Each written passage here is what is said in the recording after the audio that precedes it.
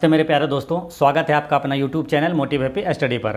हम लोग Bihar SSC inter level के लिए जीके जीएस एवं करंट अफेयर की सटीक और शानदार तैयारी कर रहे हैं।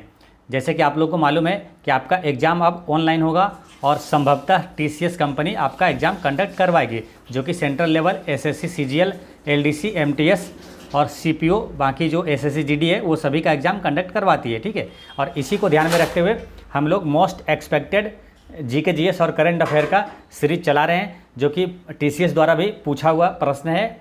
ठीक है, तो इसको हम लोग तो पढ़ेंगे, साथ में जो एक्स्ट्रा फैक्ट्स है वो काफ़ी इंपॉर्टेंट जो रहेगा। एक्स्ट्रा फैक्ट्स यानी कि ये सभी प्रश्नों के आधार पर जीके जीएस की पूरी संपूर्ण तैयारी कर लेंगे, ताकि एक भी प्रश्न छूट नहीं रह पाए। ठीक है, और एक क्लास हम 2 वीडियो अपलोड कर रहे हैं। एक क्लास एसएससी एमटीएस और जीडी वालों के लिए स्पेशल, ठीक है, और एक आपका बिहार एसएससी वालों के लिए। तो थंबनेल के हिसाब से आप थंबनेल देख के जो बिहार एसएससी की तैयारी कर रहे हैं वो बिहार एसएससी वाला वीडियो देखिएगा, और जो एसएससी का अदर एग्जाम का हो, चाहे एसएससी सीजीएल हो, एमटीएस हो, एलडीसी हो, जीडी हो, वो एसएससी जीडी और एमटीएस वाली क्लास देखिएगा। ठीक है, तो चलिए शुरू करते हैं।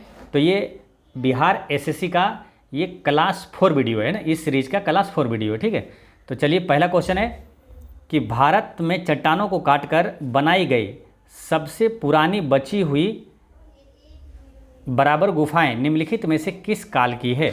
तो बराबर गुफाएं जैसी आए तो दिमाग में तुरंत आ जाना चाहिए। बराबर की गुफाएं ये बिहार के जहानाबाद जिला में है, ये मखदूमपुर क्षेत्र में है ना, मखदूमपुर क्षेत्र में है ये। ठीक है, पहला तो यही क्वेश्चन आप याद रखिएगा कि बराबर की गुफाएं है बिहार के जहानाबाद जिला के मखदूमपुर क्षेत्र में है ये, और ये चट्टानें 3री शताब्दी ईसा पूर्व है, और ये मौर्य काल की है। इसका आंसर क्या हो जाएगा? मौर्य साम्राज्य है ना, इसका करेक्ट आंसर हो जाएगा मौर्य साम्राज्य। ठीक है, मौर्य साम्राज्य का संस्थापक कौन था?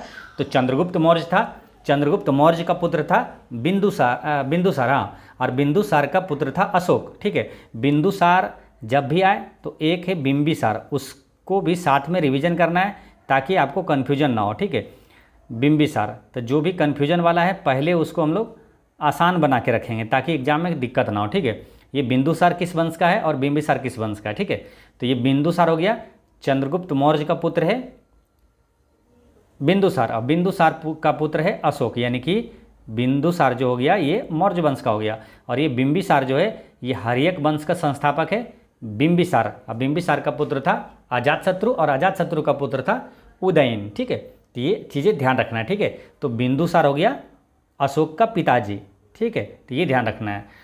और यही रही बात यहाँ चोल वंश का संस्थापक कौन था? तो विजयालय था। गुप्त साम्राज्य का संस्थापक है श्रीगुप्त, और चेरा वंश का संस्थापक है, यानी चेर वंश का संस्थापक था उदयन जेरल अथान।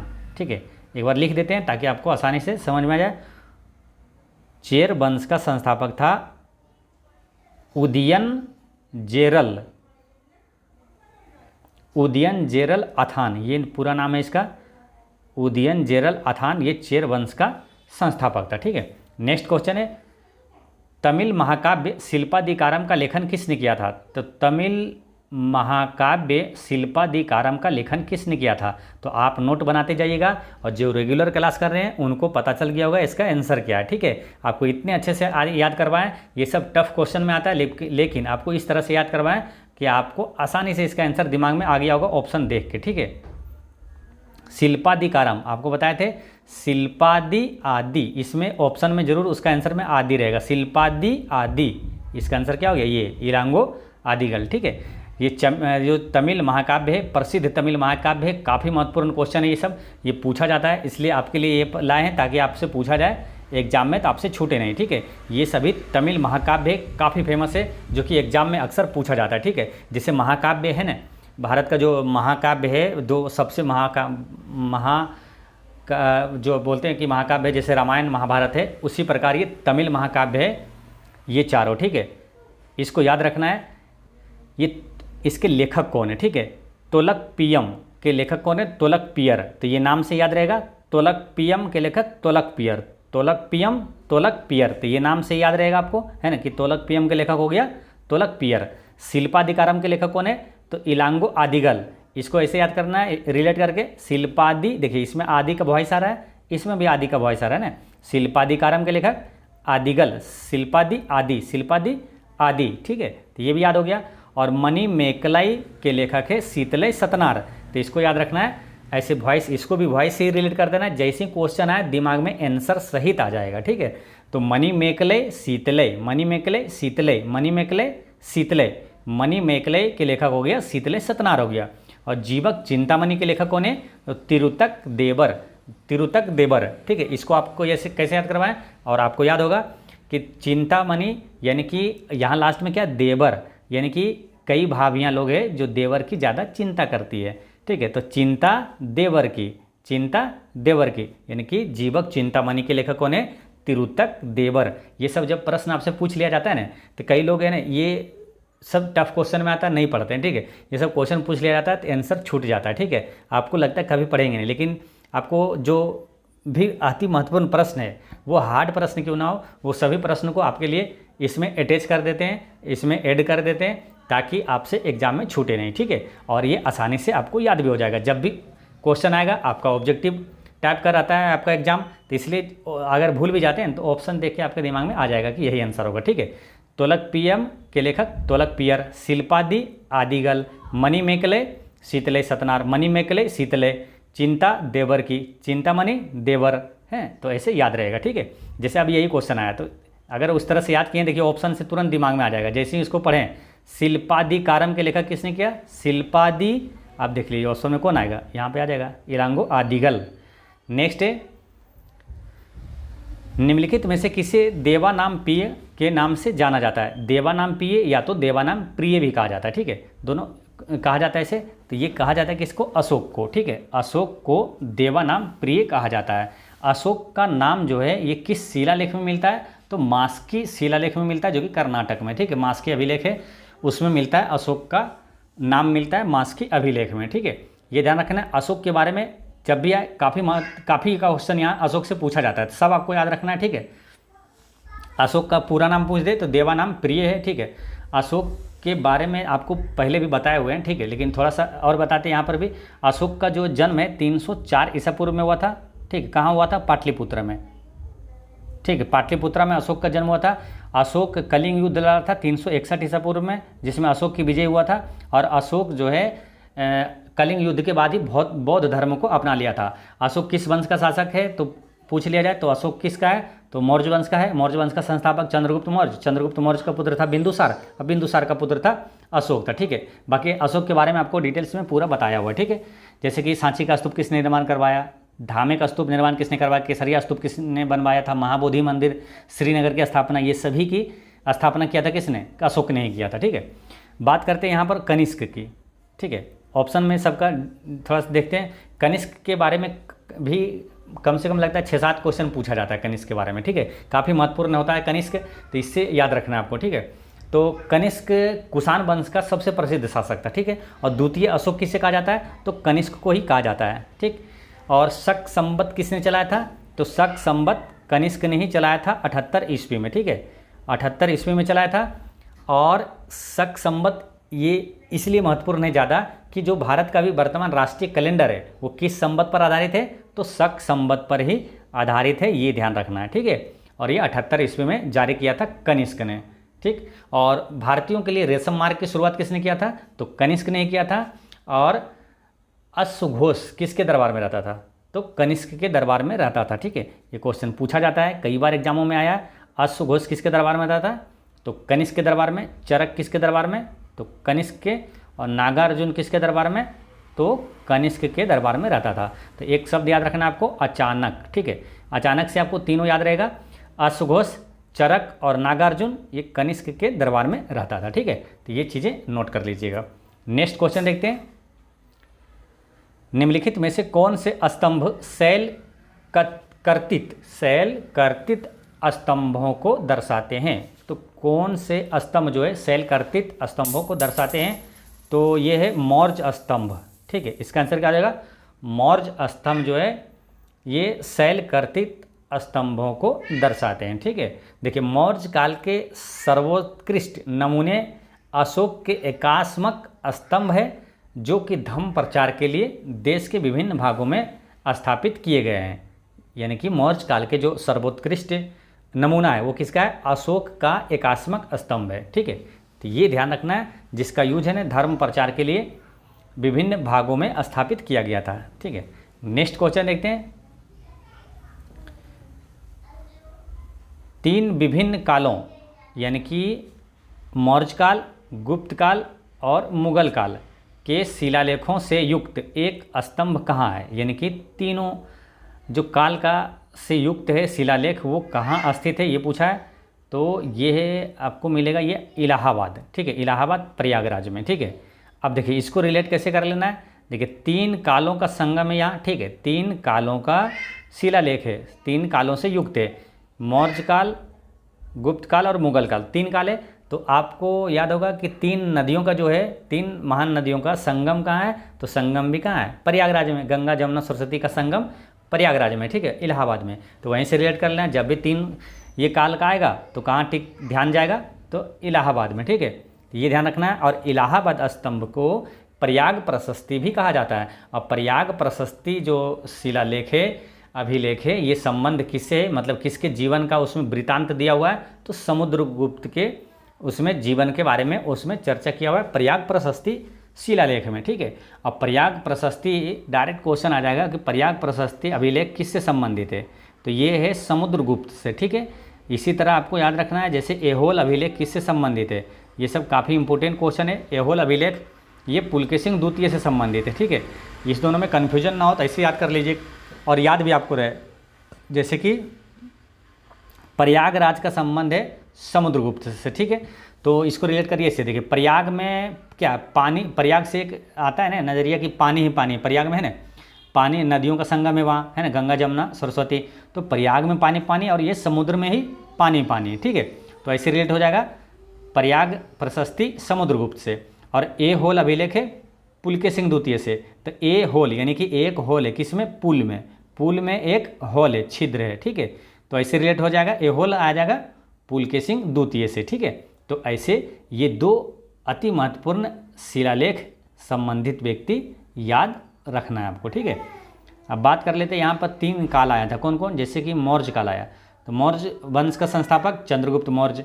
गुप्त काल आया, गुप्त वंश का संस्थापक श्रीगुप्त। यहाँ मुगल है, मुगल काल का मुगल वंश का संस्थापक तो बाबर था। नेक्स्ट है तोलकपियर, देश भाषा के एक प्रसिद्ध प्राचीन व्याकरण है। तो ये भाषा पूछ दिया है यहाँ। तोलकपियर से आपको मालूम है कि आपको बताए थे पीछे। देखिए एक क्वेश्चन अगर अच्छे से याद कर लेते हैं तो उससे कई आंसर बन जाता है, कई क्वेश्चन आपको समझ याद हो गया। ठीक है, अब आपको ये चीज़ नहीं बताया था। ठीक है, ये क्वेश्चन नहीं बताया, लेकिन ये तो बताए थे कि तोलकपियर जो है एक तमिल महाकाव्य है। वही चीज़ देखिए यहाँ पूछा है, तोलकपियर देश भाषा के एक प्रसिद्ध प्राचीन व्याकरण है। तो क्या हो जाएगा आंसर, तमिल है ये। ठीक है, तो ये आंसर आसानी से बन गया। ठीक है, तो अगर आप पढ़ते हैं कुछ चीज़ों को अगर अच्छे से याद कर लेते हैं तो कुछ अपने दिमाग से भी आंसर आसानी से टिक कर सकते हैं। ठीक है, तो तोलकपियर क्या हो गया, तोलकपियम आपको बताए थे 4 महाकाव्य। देखिए फिर से देखिए इसको, ये जो महाकाव्य है ना तोलकपियम, तोलकपियर, तो ये सब क्या तमिल से हो गया, तमिल महाकाव्य, ये प्रसिद्ध तमिल महाकाव्य है तोलकपियम, शिल्पादिकारम, मणिमेकले और जीवक चिंतामणि। ठीक है, और इसके लेखक भी आपको बता दिए थे, तोलकपियम के लेखक है तोलकपियर नाम से ही, शिल्पादि आदि, मणिमेकले शीतले, जीवक चिंतामणि देवर की, तिरुतक देवर। ठीक है, तो ऐसे ध्यान रखना है इसको।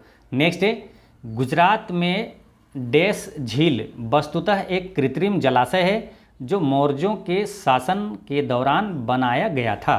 तो झील मौर्य के शासन काल के दौरान, तो वो झील कौन सा है, वो सुदर्शन झील है। ठीक है, इसका आंसर क्या हो गया, सुदर्शन झील का निर्माण करवाया था किसने, करवाया था, इसमें करवाया था चंद्रगुप्त मौर्य ने करवाया था। ठीक है, चंद्रगुप्त मौर्य ऑप्शन में रहे तो वो टिक कर देना है, या तो चंद्रगुप्त मौर्य का प्रांतीय शासक था पुष्यगुप्त। ठीक है, पुष्यगुप्त द्वारा ये सुदर्शन झील का निर्माण करवाया गया था। तो ऑप्शन में अगर पुष्यगुप्त नहीं रहे तो चंद्रगुप्त मौर्य आंसर कर देना है, ये चंद्रगुप्त मौर्य नहीं रहे तो पुष्यगुप्त आंसर हो जाएगा। ठीक है, तो ये ध्यान रखना है। अब बात करते हैं झील के बारे में बात कर लेते हैं थोड़ा। ठीक है, क्योंकि झील से यहाँ क्वेश्चन आया, झील से कई क्वेश्चन पूछा जाता है। ठीक है, काफ़ी महत्वपूर्ण क्वेश्चन रहता है और कई एग्जामों में और बहुत सारे क्वेश्चन पूछा जाता है। ठीक है, इसलिए झील के बारे में यहाँ थोड़ा पढ़ लेते हैं जो कि अति महत्वपूर्ण है। जैसे भारत की सबसे बड़ी मीठी पानी की झील कौन सा है, तो नोट करते जाइएगा, भारत की सबसे बड़ी मीठे पानी की झील है बुल्लर झील, जम्मू कश्मीर में। भारत की सबसे बड़ी खारे पानी की झील वो है चिल्का झील, उड़ीसा में। भारत की सबसे बड़ी लवणीय झील है सांभर झील, राजस्थान में। ठीक है, ये तीनों फिर से समझिए। भारत की सबसे बड़ी मीठे पानी की बुल्लर झील, जम्मू कश्मीर में है ना, बुल्लर झील, आपको समझ में आ रहा होगा, ये बुल्लर झील है और ये जम्मू कश्मीर में है। फिर चिल्का झील है, ये क्या है, सबसे खारे पानी की झील है। और सबसे बड़ी लवणीय झील भारत का है वो सांभर झील है, जो कि राजस्थान में है। ठीक है, ये 3 याद हो गया। अब एक पूछा जाता है लोकटक झील। लोकटक झील किस राज्य में है, तो वो है मणिपुर में। लोकटक झील है ना, लोकटक झील है कहाँ, मणिपुर में। और एक पूछा जाएगा आपसे पुलिकट झील। पुलिकट झील कहाँ है, तो ये आंध्र प्रदेश और तमिलनाडु की सीमा पर है। ये सब क्वेश्चन ऐसे है कि झील तो बहुत सारे हैं, लेकिन ये सब क्वेश्चन क्या है, ये दोनों जैसे क्वेश्चन है ये बार बार रिपीट होते रहता है। तो कुछ ऐसे क्वेश्चन होते हैं जो कि वही एग्जामिनर है ना, वहीं से पीछे अगर किसी एग्जाम में पूछा गया तो वहीं से उठाकर फिर इस एग्जाम में पूछ दिया गया। ठीक है, अभी बिहार पुलिस का एग्जाम हुआ था, उसमें देखें कि कई एसएससी सीपीयू और एसएससी जीडी का कई क्वेश्चन पूछा हुआ था। एक नहीं 10-20 क्वेश्चन है ना एसएससी जीडी और हर अथी में पूछा जा रहा था, हर शिफ्ट में। ठीक है, एसएससी जीडी और एसएससी सीपीयू और अदर बिहार दरोगा, ये सब का क्वेश्चन डायरेक्ट उठा के वहाँ पूछा जा रहा था। ठीक है, तो इसलिए प्रीवियस ईयर क्वेश्चन जो रहता है वो काफ़ी महत्वपूर्ण रहता है। ठीक है, चाहे कोई भी एग्जाम का हो। तो बात कर लेते हैं क्या, वेम्बनाड झील एक पूछा जाता है। वेम्बनाड झील किस में है, कहाँ है, तो वेम्बनाड झील है केरल में। ठीक है, वेम्बनाड झील कहाँ है, केरल में। और एक पूछा जाएगा आपसे कोलेरू झील। ये कोलेरू झील कहाँ है, तो कोलेरू झील है आंध्र प्रदेश में। ठीक है, याद रखना है, कोलेरू झील है आंध्र प्रदेश में। ठीक है, नेक्स्ट है विक्रम संवत कब आरंभ हुआ था, तो विक्रम संवत ये कब आरंभ हुआ था, तो इसका आंसर क्या हो जाएगा, ऑप्शन नंबर 1 हो जाएगा 57 ईसा पूर्व में। ठीक है, अब संवत विक्रम संवत जैसे उसी तरह और भी कुछ संवत है। ठीक है, जो कि इससे भी ज़्यादा महत्वपूर्ण है, जैसे शक संवत। शक संवत सबसे ज़्यादा महत्वपूर्ण है, क्योंकि शक संवत है ना जो भारतीय राष्ट्रीय कैलेंडर है, ये शक संवत पर आधारित है। शक संवत कब शुरू हुआ था, तो 78 ईस्वी में हुआ था ना, एडी 78 एडी में हुआ था। और किसने किया था, कनिष्क ने किया था। ठीक है, और राष्ट्रीय कैलेंडर इसी पर आधारित है, शक संवत पर। गुप्त संवत कब शुरू हुआ था, गुप्त संवत हुआ था 319 ईस्वी में। ठीक है, और इसको शुरू किया था किसने, गुप्त संवत, चंद्रगुप्त प्रथम ने। हिजरी संवत कब शुरू हुआ था, तो हिजरी संवत शुरू हुआ था 622 ईस्वी में। ठीक है, तो ये सारी चीज़ें याद रखना है। एक बार फिर समझ लीजिए, आपसे क्वेश्चन पहले पूछा गया था क्या, विक्रम संवत, तो ये विक्रमादित्य ने शुरू किया था 57 ईसा पूर्व में। और फिर है शक संवत 78 ईस्वी में, गुप्त संवत 319 ईस्वी में, हिजरी संवत 622 ईस्वी में। नेक्स्ट है,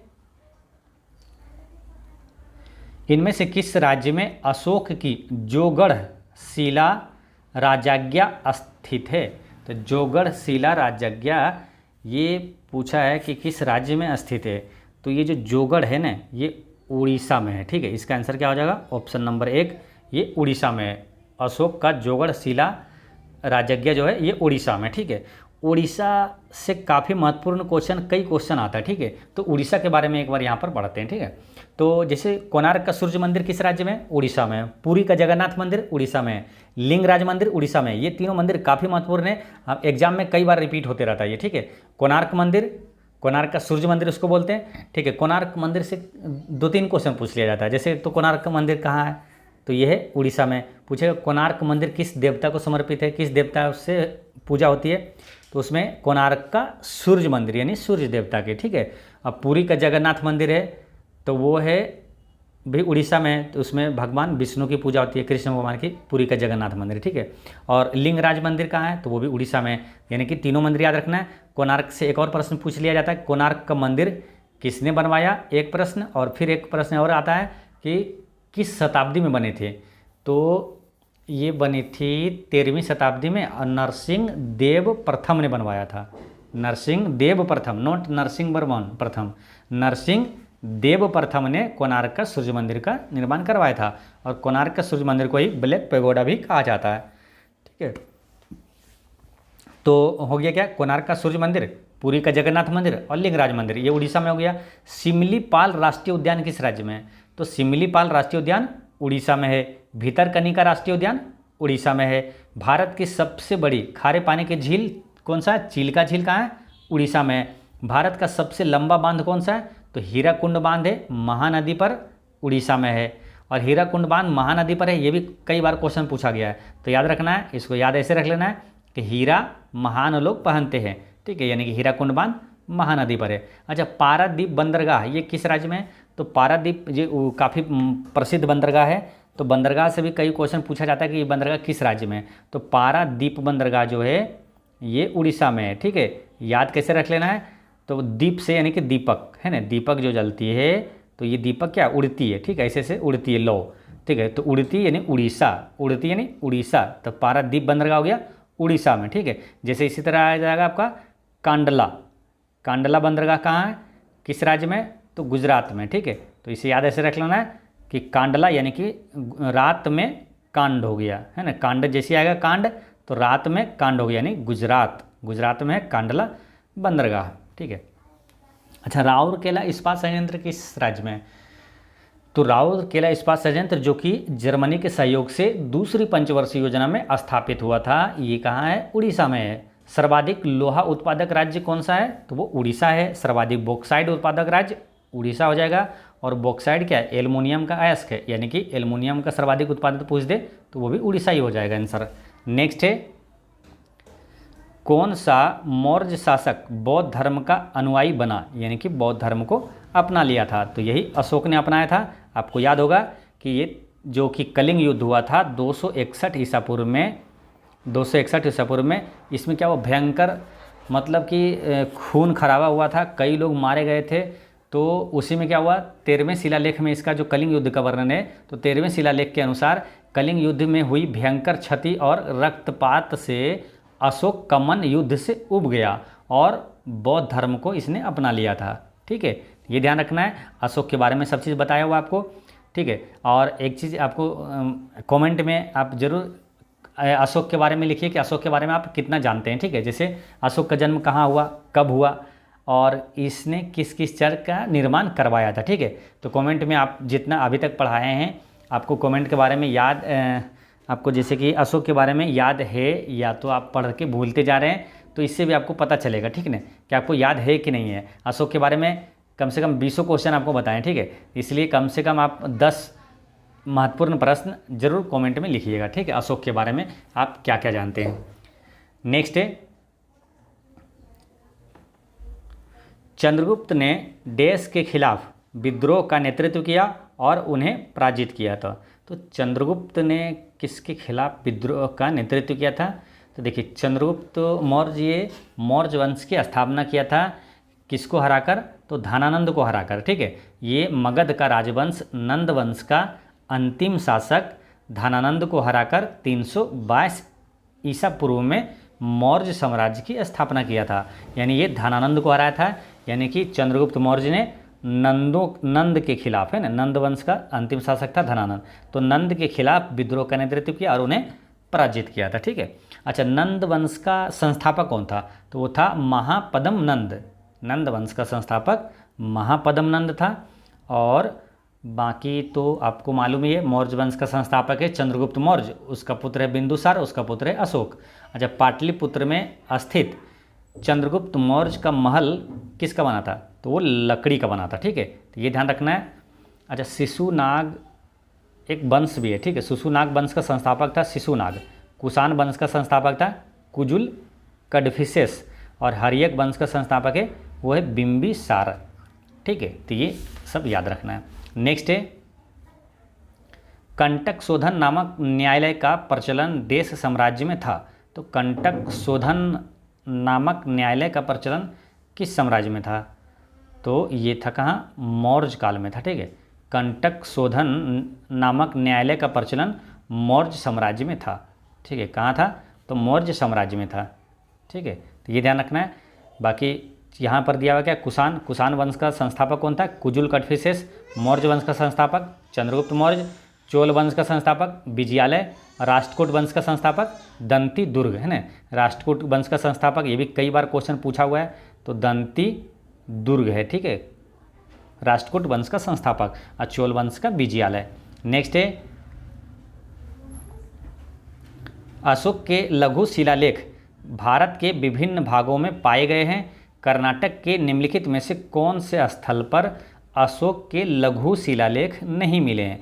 तो देखिए जो लघु शिलालेख पूछा कि कहाँ से नहीं मिला है, तो शिलालेख होता क्या, मुख्य रूप से दो प्रकार के होते हैं। एक होता है बृहद शिलालेख, एक होता है लघु शिलालेख, ठीक है। और उसमें भी होता है, अगर डिटेल से जाने तो 4 प्रकार का होता है। एक होता है प्रमुख शिलालेख, एक लघु शिलालेख, और तीसरा होता है प्रमुख स्तंभ शिलालेख, और चौथा होता है लघु स्तंभ शिलालेख, ठीक है। तो ये पूछा अशोक के लघु शिलालेख नहीं मिला कहाँ से, तो वो कहाँ से नहीं मिला, तो ये ब्रह्मगिरी से नहीं मिला, ठीक है।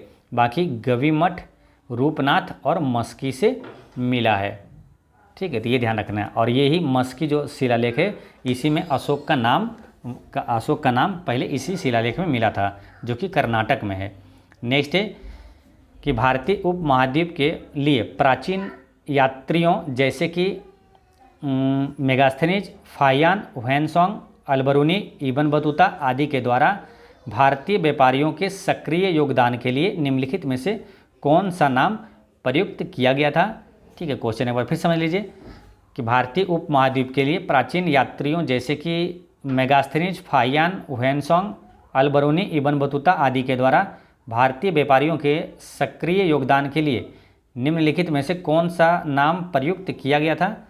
तो किया गया था स्वर्ण भूमिका, है ना। इसका करेक्ट आंसर हो गया स्वर्ण भूमिका, ठीक है।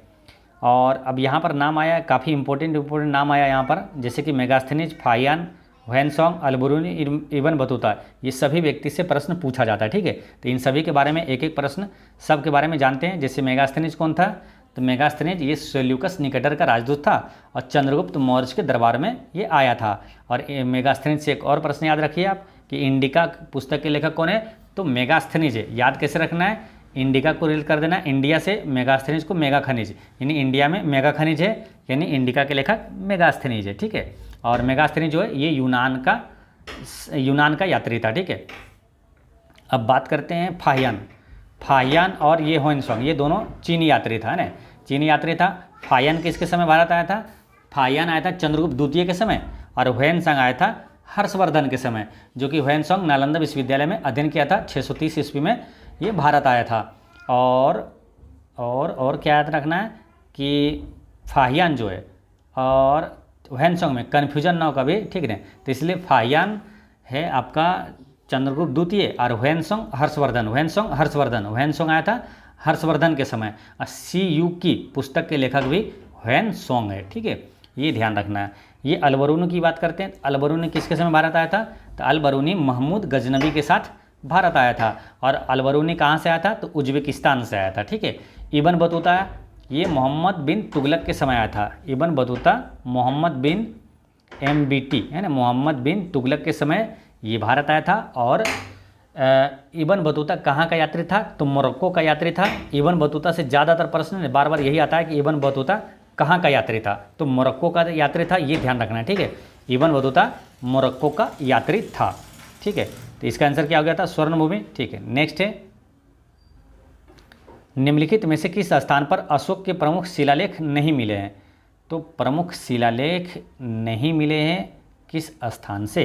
तो भाब्रू जो है, भाब्रू पर जो है ना ये अशोक के प्रमुख शिलालेख नहीं मिला है, ठीक है। आपको बताए थे कि अशोक का जो अभिलेख है ये 4 प्रकार का है: प्रमुख शिलालेख, लघु शिलालेख, फिर प्रमुख स्तंभ शिलालेख और लघु स्तंभ शिलालेख, ठीक है। तो प्रमुख और दीर्घ जो शिलालेख है ये कहाँ से मिला था? तो सोपारा से मिला था, ठीक है। ये दीर्घ प्रमुख के बारे में हुआ है, ये सोपारा से मिला था, जोगड़ा से मिला था और मनसेहरा से मिला था, और इसी तरह शाहबाज गढ़ी से भी मिला था और गिरनार से भी मिला था। और भाब्रू से जो है ये लघु शिलालेख मिला था यहाँ से, ठीक है। प्रमुख शिलालेख नहीं था, ये था लघु शिलालेख, है ना। तो ये ध्यान रखना है, इसमें था लघु शिलालेख मिला था भाब्रू से, ठीक है। अच्छा, ये सब कहाँ है ये भी पूछा जाता है आपसे, ठीक है। तो ये ध्यान रखना है, सोपरा जो है, सोपारा, ये प्रमुख और दीर्घ शिलालेख है, ये है महाराष्ट्र के पालघर जिला में। सोपारा जो है अभिलेख ये महाराष्ट्र के पालघर जिला में। जोगड़ा कहाँ है? तो जोगड़ा है उड़ीसा के जोगड़ में स्थित है। और मनसेहरा जो है ये मनसेहरा पाकिस्तान के हजारा ज़िले में स्थित है। और शहबाज गढ़ी जो है ये भी पाकिस्तान के पेशावर में है ये। और गिरनार एक अभिलेख है, वो है काठियावाड़ में जूनागढ़ के पास, जो कि गुजरात में है। ठीक है, तो ये सभी चीज़ें याद रखना है। नेक्स्ट है सम्राट अशोक निम्नलिखित में से किस मौर्य शासक के पुत्र थे? तो किसके पुत्र थे? मौर्य वंश का संस्थापक था चंद्रगुप्त मौर्य, और चंद्रगुप्त मौर्य का पुत्र था बिंदुसार, और बिंदुसार का पुत्र था ये अशोक। ठीक है, तो ये ध्यान रखना है। चंद्रगुप्त मौर्य का पुत्र था बिंदुसार, बिंदुसार का पुत्र था अशोक। ठीक है, ये याद रखना है आपको। बाकी समुद्रगुप्त से बारे में एक आध दो क्वेश्चन अगर रिवीजन यहाँ करना चाहते हैं तो कौन सा कर सकते हैं? समुद्रगुप्त को भारत का नेपोलियन कहा जाता है, ईरान का नेपोलियन नादिर शाह को कहा जाता है। समुद्रगुप्त को ही समुद्रगुप्त से एक क्वेश्चन और आता है कि किस शासक को सिक्कों पर बीना बजाते हुए दिखाया गया है? तो समुद्रगुप्त को सिक्कों पर बीना बजाते हुए दिखाया गया है। ठीक है, बाकी कनिष्क के बारे में आपको बता ही चुके हैं। नेक्स्ट है मौर्य साम्राज्य का संस्थापक निम्न में से कौन सा था? तो ये सब क्वेश्चन क्या है, काफ़ी इंपॉर्टेंट फेमस क्वेश्चन में आता है। ये क्वेश्चन रिपीट होते रहता है बार बार, है ना। देखिए ये सब क्वेश्चन आते रहता है। मौर्य वंश साम्राज्य का संस्थापक कौन था? तो चंद्रगुप्त मौर्य था। चंद्रगुप्त मौर्य का पुत्र था बिंदुसार, और बिंदुसार का पुत्र था अशोक। ठीक है, इसी तरह हर्यक वंश का संस्थापक था बिंबिसार, बिंबिसार का पुत्र था अजातशत्रु, अजातशत्रु का पुत्र था कौन? उदयन। ठीक है, तो ये ध्यान रखना है। नेक्स्ट क्वेश्चन है सेल्यूसिड मौर्य युद्ध में सेल्यूकस ने निम्नलिखित में से किस मौर्य शासक के विरुद्ध युद्ध लड़ा था? तो सेल्यूकस ने किस मौर्य शासक के विरुद्ध युद्ध लड़ा था? तो ये लड़ा था चंद्रगुप्त मौर्य के विरुद्ध, है ना। ये सेल्यूकस निकेटर का राजदूत था, ये सेल्यूकस ने, है ना। सेल्यूकस निकेटर का राजदूत कौन था? तो वो था मेगास्थनीज, जो कि चंद्रगुप्त मौर्य के दरबार में आया था। नेक्स्ट है चंद्रगुप्त मौर्य ने कौटिल्य की सहायता से मगध में देश के साम्राज्य को उखाड़ फेंका और 322 ईसा पूर्व एक गौरवशाली मौर्य साम्राज्य की स्थापना की। तो ये किसके साम्राज्य को उखाड़ फेंका था? तो देखिए यहाँ पर अगर वो वाला चीज़ें याद है आपको, कौन सा? हासीन मासुका साथ है, यानी कि मगध पर शासन करने वाले शासक जो राजवंश है, तो उससे भी आसानी से यहाँ आंसर आ सकता है। ठीक है, जैसे हसीन मासुका यानी कि मौर्य के बाद कौन आया था? मासु यानी कि हसीन मासुका। ठीक है, तो यहाँ पर तो मगध में किसने? चंद्रगुप्त मौर्य ने। तो चंद्रगुप्त मौर्य था। हसीन तो मौर्य, देखिए यहाँ से समझिए, देखिए हसीन मासुका साथ है। ठीक है, अब देखिए मौर्य किसके बाद आया है? ये पूछा है ना कि मौर्य जो है, मौर्य साम्राज्य की स्थापना हुआ था, किसके बाद आया? देखिए हर्यक, शिशुनाग, नंद, तो नंद वंश के बाद आया था। ठीक है, ये सीरियल से आपको याद करवाए थे। हसीन मासुका साथ है, हर्यक वंश, शिशुनाग वंश, नंद वंश, मासुका यानी मौर्य वंश, शुंग वंश और कण्व वंश, सात है यानी कि सातवाहन वंश। तो यही क्वेश्चन पूछा गया है। तो नंद वंश के बाद आया था मौर्य वंश, तो ये नंद को हराया था। ठीक है, तो ये यहाँ पर आंसर आसानी से निकल जाता है कि नंद के साम्राज्य को उखाड़ फेंका और 322 ईसा पूर्व में गौरवशाली मौर्य साम्राज्य की स्थापना किया था। ठीक है, बाकी चीज़ें आपको बता चुके हैं ना कि अच्छा चंद्रगुप्त मौर्य का गुरु यही था। चंद्रगुप्त मौर्य का गुरु था ये कौटिल्य। ठीक है, कौटिल्य को ही बोलते हैं क्या? चाणक्य बोलते हैं, या तो विष्णुगुप्त भी उसे ही बोला जाता है। अर्थशास्त्र के लेखक कौन है? तो ये कौटिल्य है। और नंद वंश का संस्थापक कौन था? तो महापद्म नंद था। नेक्स्ट है निम्नलिखित में से कौन सा कथन शक वंश के संदर्भ में सही है? तो शक वंश के बारे में सही है ये पूछा है। तो पहला क्या है? शकों के कुछ राज्य लगभग 500 वर्षों तक टिके रहे, तो ये सही है। ठीक है, शकों के कुछ राज्य लगभग 500 वर्ष तक टिके रहे। दूसरा कि लगभग 2200 वर्ष पूर्व शकों के बाद कुषाणों का शासन स्थापित हुआ, ये गलत है ना। ये गलत है क्योंकि पार्थियन शासक गोंडोफर्नेंस प्रथम द्वारा शकों को पराजित करने के बाद पार्थियन राजवंश की स्थापना हुई थी।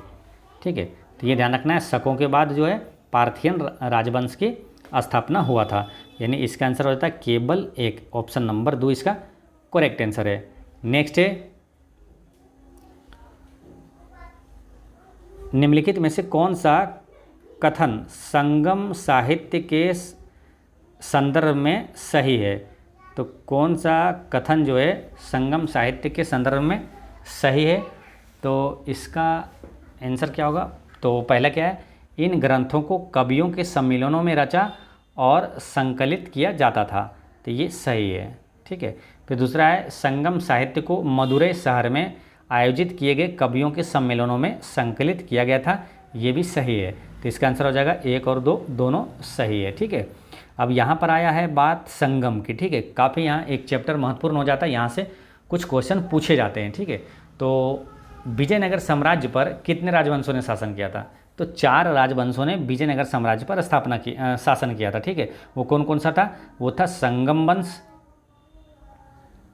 और दूसरा था सलुब वंश, फिर था तुलुब वंश, और उसके बाद था आरवीडु वंश। ठीक है। अब इसका संस्थापक सभी का जान लेना। ठीक है, संस्थापक ही पूछा जाएगा बस। संगम वंश का संस्थापक कौन था? तो हरिहर एवं बुक्का था, जो कि विजयनगर साम्राज्य की स्थापना भी हरिहर एवं बुक्का ने किया था 1336 ईस्वी में। ठीक है। तो वही संगम वंश के स्थापना हरिहर एवं बुक्का ने किया था। और सलुब वंश के संस्थापक था सलुब नरसिंह, नाम से याद रखना है, सलुब वंश का सलुब, क्योंकि नरसिंह जो है ना वो पीछे भी आएगा, किसमें? तुलुब वंश का संस्थापक था वीर नरसिंह, और सुलुब वंश का संस्थापक था आपका सलुब नरसिंह। तो सिर्फ आगे वाला नाम यानी सलुब का याद रखना है। ठीक है। तो सलुब वंश का संस्थापक था सलुब नरसिंह, और तुलुब वंश का है वीर नरसिंह, तुलुब वंश का वीर नरसिंह है। और आरवीडु वंश का संस्थापक था कौन? तिरुमाला। आरवीडु वंश का संस्थापक था कौन? तिरुमाला था। ठीक है। तो ये सारी चीज़ें ध्यान रखना है, पूछ लिया जाए अगर सिंपल आपसे, विजयनगर साम्राज्य की स्थापना किसने किया था? तो हरिहर एवं बुक्का ने किया था 1336 ईस्वी में। नेक्स्ट है, निम्नलिखित में से किस मौर्य राजा के शासनकाल में कलिंग युद्ध लड़ा गया था? तो अब तक तो ये आपको इतनी बार बताएं कि आपको याद हो गया होगा। कलिंग युद्ध किसने लड़ा था? तो अशोक ने लड़ा था। कब लड़ा था ये भी आपको याद होगा, 261 ईसा पूर्व में। और 261 ईसा पूर्व में कलिंग युद्ध के बाद ही अशोक ने बौद्ध धर्म को अपना लिया था। ठीक है। तो ये सारी चीज़ें आपको याद होगा। नेक्स्ट है, निम्नलिखित यूनानी शासकों में से किसने मेगास्थनीज को चंद्रगुप्त मौर्य के दरबार में भेजा था? तो चंद्रगुप्त मौर्य के दरबार में किसने भेजा था मेगास्थनीज को? तो मेगास्थनीज किसका राजदूत था? तो सेल्यूकस निकेटर का ये राजदूत था। ठीक है। सेल्यूकस निकेटर का राजदूत था मेगास्थनीज। और मेगास्थनीज से क्या याद रखना है कि इंडिका पुस्तक के लेखक कौन है? तो मेगास्थनीज ही था, है ना। इंडिया में मेगा खनिज है, यानी इंडिका पुस्तक के लेखक मेगास्थनीज है। ठीक है। नेक्स्ट है, अश्वघोष जिन्होंने बुद्ध चरित्र की रचना की देश के दरबार में रहते थे। तो आपको एक ही शब्द याद करवाए थे, जब भी इस टाइप का क्वेश्चन है आपका अश्वघोष, तो आपको दिमाग में तुरंत आ गया हो क्या? अचानक। यानी कि अश्वघोष ये कनिष्क के दरबार में रहता था, चरक कनिष्क के दरबार में रहता था, और नागार्जुन भी ये कनिष्क के दरबार में रहता था। यानी कि एक शब्द हो गया आपका अचानक, यानी अश्वघोष, चरक, नागार्जुन ये कनिष्क के दरबार में रहता था। वही पूछा कि अश्वघोष जो है ये किसके दरबार में रहते थे? तो हो जाएगा क्या? कनिष्क, है ना। इसका आंसर क्या जाएगा? ऑप्शन नंबर 1 हो जाएगा। और यहाँ महत्वपूर्ण प्रश्न यहाँ भी याद रखना आपको, बुद्ध चरित्र के लेखक कौन है? अश्वघोष है। ठीक है। ये भी ध्यान रखना है, बुद्ध चरित्र के लेखक है अश्वघोष है, ये याद रखना है। ठीक है। और बाकी कुछ चीज़ें आपको बताए दिए थे। कनिष्क के बारे में आपको बताए थे कि कनिष्क जो है ये कुषाण वंश का सबसे प्रतापी शासक था। शक संवत 78 ईस्वी में कनिष्क नहीं चलाया था। और शक संवत जो कि भारतीय का राष्ट्रीय कैलेंडर शक संवत पर ही आधारित है। भारत के लिए रेशम मार्ग की खोज किसने किया था? तो कनिष्क ने किया था। द्वितीय अशोक किसे कहा जाता है? तो कनिष्क को ही कहा जाता है। नेक्स्ट है कि निम्नलिखित में से कौन सा ग्रंथ कश्मीर के इतिहास का सबसे विस्तृत विवरण है?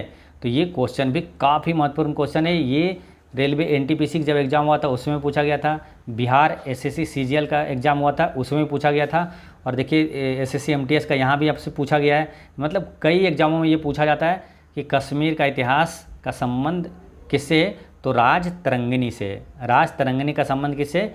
कश्मीर के इतिहास से। और इसका जो लेखक है ये भी क्वेश्चन पूछा गया था, ठीक है, कि राज तरंगिणी का लेखक कौन है, तो वो है कल्हन। राज तरंगिणी का लेखक है कल्हन। अब इसको राज तरंगिणी और कल्हन और कश्मीर के इतिहास को इसको थोड़ा रिलेट करते हैं ताकि ये दोनों प्रश्न आपको याद रहे। जैसे कि देखिए राज तरंगिणी का संबंध है किसका, कश्मीर के इतिहास से, और इसके लेखक है कल्हन। तो ऐसे रिलेट करिए कि कश्मीर में अक्सर कलह होते रहता है, कलह यानी कल्हन। कश्मीर में अक्सर क्या होता है, कलह होते रहता है यानी कि कल्हन। कल्हन और राज तरंगिणी के लेखक है कल्हन और कश्मीर से इतिहास से ये संबंधित है। अच्छा कल्हन है ना, इसी तरह एक है बिल्हन। तो अगर बिल्हन ऑप्शन में ध्यान रखना है, विक्रमांक देव चरित के लेखक है बिल्हन। विक्रमांक देव चरित के लेखक है बिल्हन, ठीक है। बाकी इसके लेखक कौन है, ऋतु संहार के लेखक है कालिदास। अभिज्ञान शकुंतलम के लेखक कालिदास। मेघदूतम के लेखक कालिदास। मालविकाग्नि मित्रम के लेखक कालिदास। और इसी तरह जो है, जो कि ये सब काफ़ी महत्वपूर्ण है, ये सब के लेखक है कालिदास। जैसे ऋतु संहार, अभिज्ञान शकुंतलम, मेघदूतम और मालविकाग्नि मित्रम के लेखक है कालिदास। और भारत का शेक्सपियर किसे कहा जाता है, कालिदास को ही कहा जाता है। और कालिदास सम्मान किस राज्य सरकार द्वारा दिया जाता है, तो मध्य प्रदेश सरकार द्वारा दिया जाता है, ठीक है। तो ये सारी चीज़ें ध्यान रखना है। और आज की वीडियो इतना तक ही रहने देते हैं। और आज का क्वेश्चन है जो कि आपको बताना है कमेंट में, ठीक है, इसका आंसर बताना है कि आज का क्वेश्चन है कि नीति आयोग का वर्तमान सीईओ कौन है। नीति आयोग का वर्तमान सीईओ कौन है, ठीक है। तो इसका आंसर आप लोग कमेंट में दीजिएगा और कोई भी डाउट हो तो कमेंट में पूछिएगा, ठीक है।